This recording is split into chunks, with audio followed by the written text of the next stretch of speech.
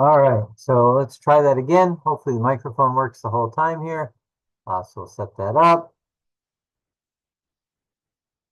Gives me 0.00273 minus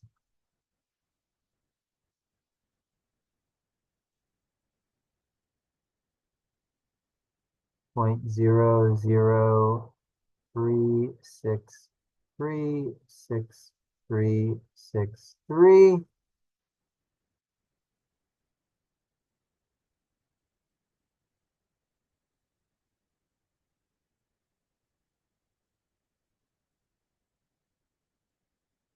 So 9.0407 times 10 to the -4.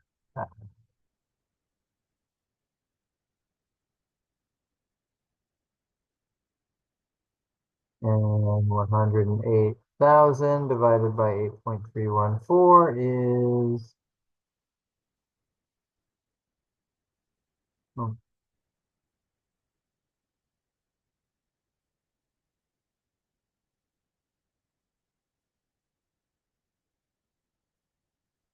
12,990. Multiply that by our 9.04 negative times e to the -4, we get -11.74. And we've got our ln 4.6 times 10 to the -6 over k1. Take both sides, e raised to both sides, and we get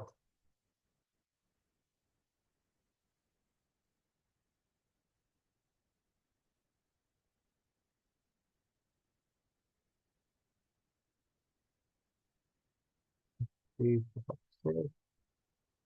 So then k1 should equal this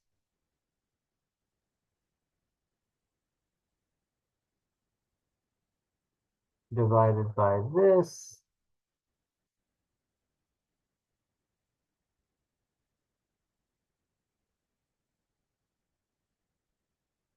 And we get 0.579, or in this case, 0.58. A is our answer. 12, we have a mixture of 0.1 molar NaOH and 0.115 molar ammonia. What would the pH be? We're given the Kb of this. Well, we have a strong acid, or not strong acid, sorry, weak base and a strong base. And when we have a mixture with a strong base and a weak base, we only need to look at the strong base. We can take whatever its concentration is, that's going to be equal to the hydroxide ion concentration. So we can take the negative log of 0.1, find that we have a pOH of 1, and then they want the pH. So we're going to take 14, or 14 minus the pOH. That'll give us the pH of 13. Very basic. That makes sense if we have a strong base in that solution. All right. So a couple of reactions. So we want to get to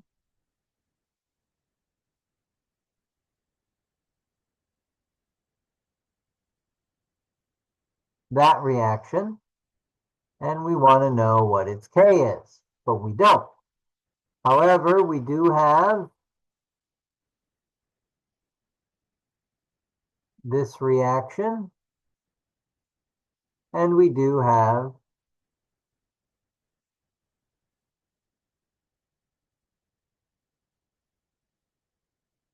this reaction, and we do know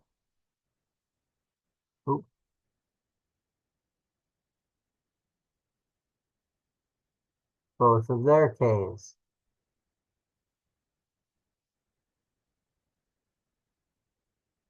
I'm looking at this and I can see there's AB3 in common with the reaction we want to get to. It's on the product side of the reaction we want to get to. It's on the product side of this reaction, so I like that. I also noticed this AB2 is on the product side of this, but the reactant side of this, and I don't like that, so I'm thinking I probably need to flip that reaction. So if we do that, let's move that over.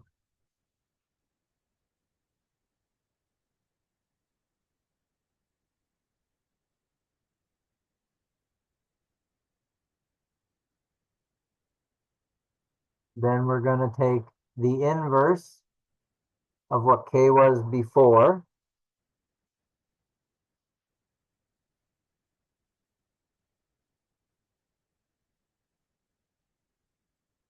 And let's see what happens if I try to add this stuff up together. These A's would cancel. Two of these B's would cancel with two of those, leaving me with one. At that point, I can add them together. I'll get AB 2 plus B will go to give me AB3. And so that all works out. So then all I would need to do to find my new K is multiply the K's of the two reactions I added together. Gives me 8.1. Answer E. Yep, nothing else needed. 14, given the proposed mechanism,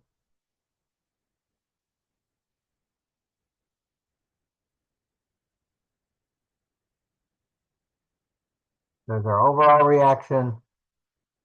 We want to predict the rate law. So we have the two-step proposed mechanism.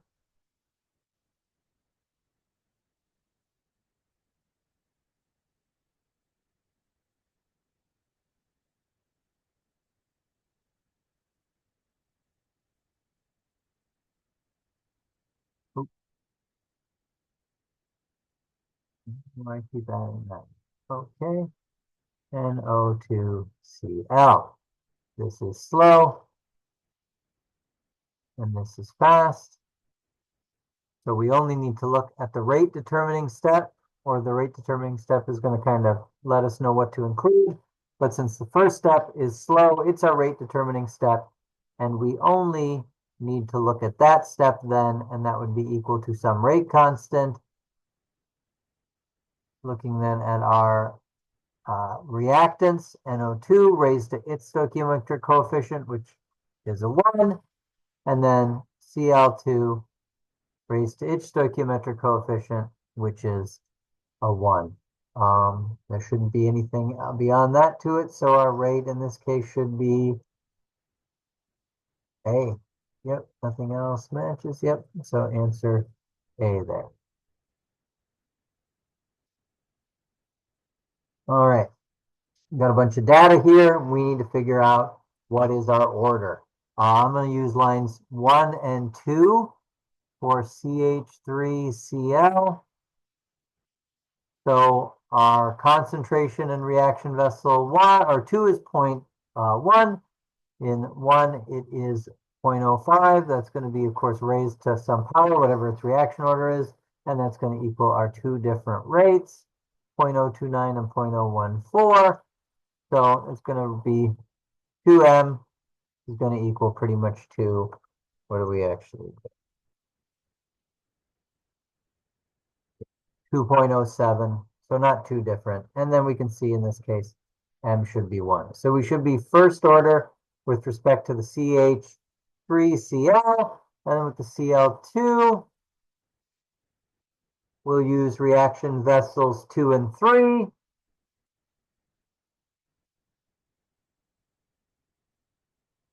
now raised to some power n, and that's going to equal 0.041 over 0.029. So we're going to have 2n equals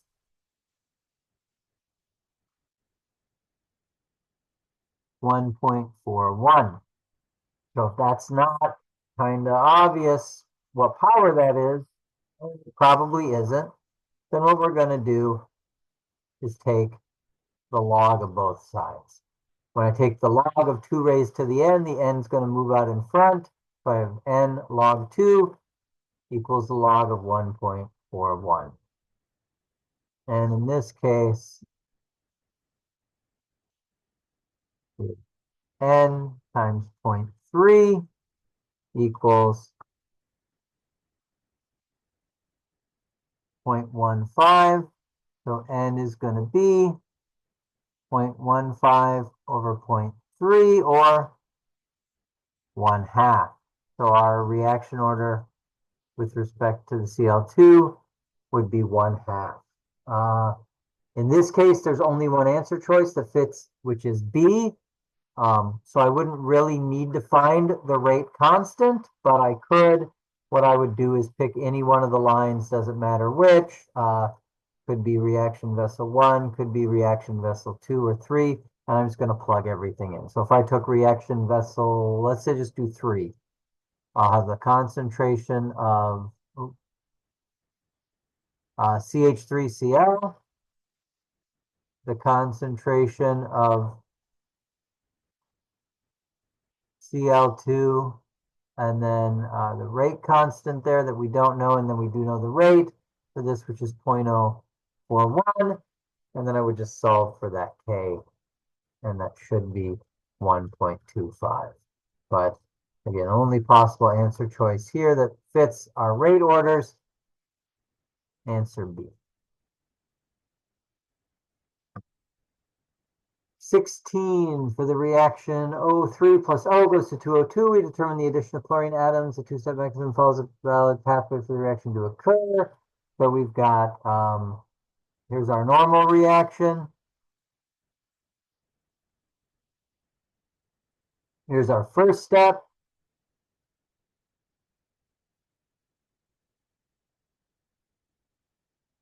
And here's our second step.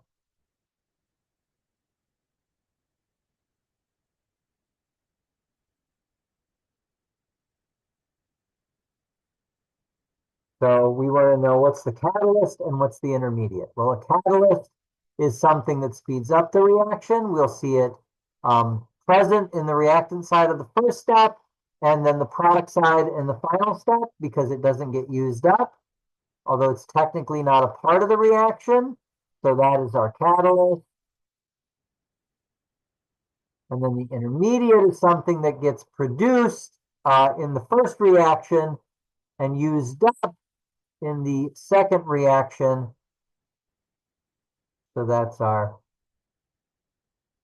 intermediate, and that was what would be the catalyst, and then the intermediate. So Cl and ClO is D.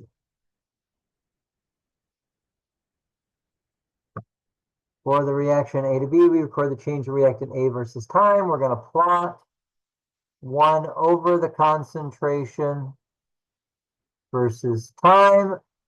That's normally what we would plot to see if it is second order. And if it gives us a straight line, we would know it's second order. However, it gave us a curved line. So we don't necessarily know if it is first or 0th order, but we do know for sure that it is not second order because we did not get a straight line. So that would be answer D. 18, if the reaction vessel contains CO and H2O to concentration, what's the equilibrium concentration of H2? Okay, so we have this reaction.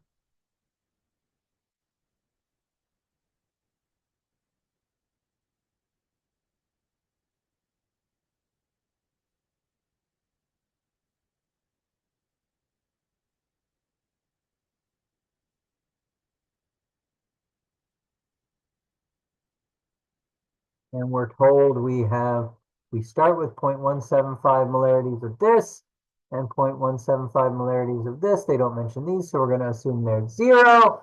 We want to find the equilibrium concentration of H2.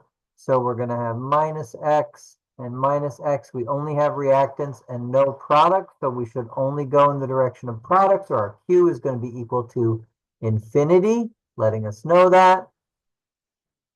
These should be our equilibrium concentrations. So I'm going to have X times X, or X squared, over 0.175 minus X times 0.175 minus X, or 0.175 minus X squared. And that's going to be equal to 0.0611. So in this case, what I can do to save myself some time, take the square root of both sides, end up with X over 0.175 minus X equals 0.24718.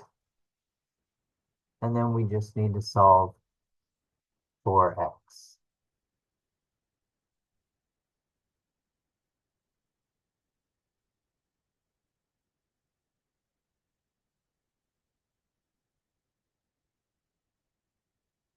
And that should be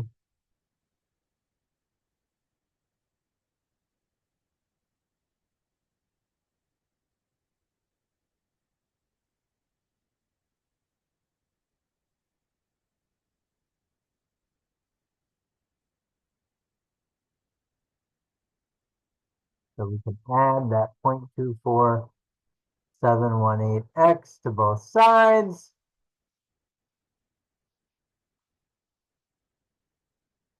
And we're going to have 1.24718x equals 0.04326.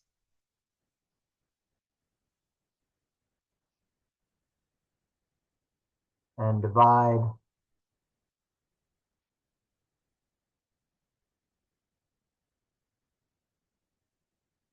both sides by that. And X is going to be equal to 0.0347.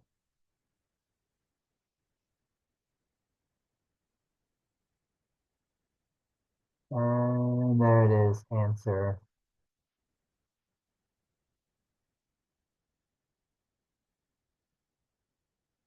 Which the following is not a conjugate acid-base pair. Here, let's exit out of here for a second. Just go to this, be easier to see them and talk about them. Okay, so conjugate acid-base pair could be essentially the acid, which is probably going to have an H, and then the base, which will be that minus that H. B definitely fits that definition. There's our acetic acid, that's our acid, and then our conjugate base is missing only the H. Everything else about it is identical. Same thing for C, D. A, however, doesn't. If our conjugate acid was H3O plus, the base of that would be H2O, missing only one hydrogen, not two. Or if our conjugate base was OH minus, we would only add a single hydrogen to that to get to its acid pair, which would be H2O. And then lastly, calculate delta N for the following reaction. Delta N is the difference in the number of gas molecules from the product side to the reactant side.